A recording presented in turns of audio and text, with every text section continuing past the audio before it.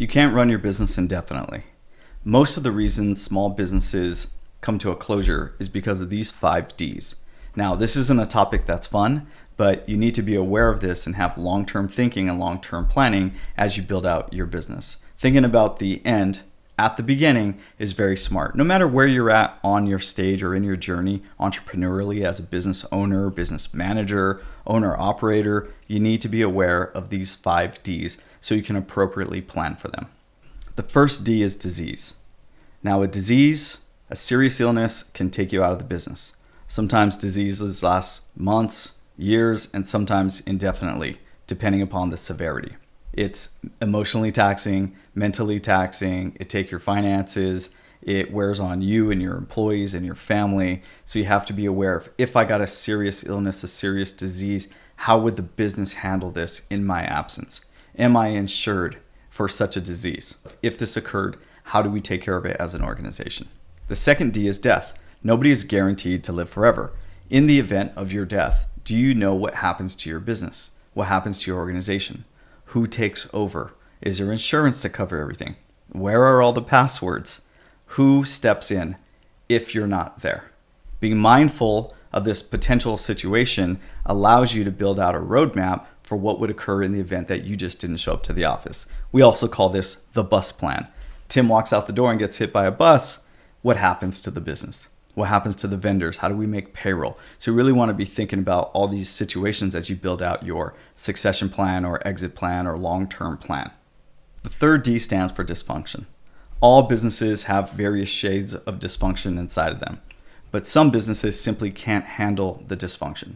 Consider 2 business owners that have disagreements and just can't see eye to eye, and they decide that the dysfunction is so strenuous that they're going to fold the business. Being aware that dysfunction is a real factor in why businesses fold allows you to look at your business, look at your partnerships, and ask yourself, is the business okay?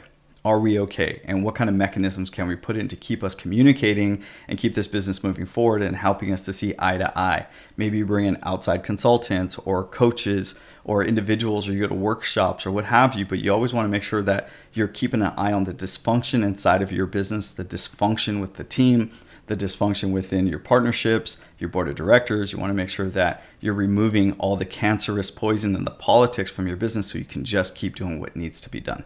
The fourth D is distribution, departure, distance, name it what you want, but it's essentially when a business owner says, I want to move. Perfect case in point, you get a retiring business owner that says, you know what, I want to pack it up and move to Florida, and I don't want to take the business with me. That's a perfect case of distance or moving. This is pretty common when there's some kind of distance, physical, geographic distance involved inside of the business. This can cause a business to slowly shutter its doors.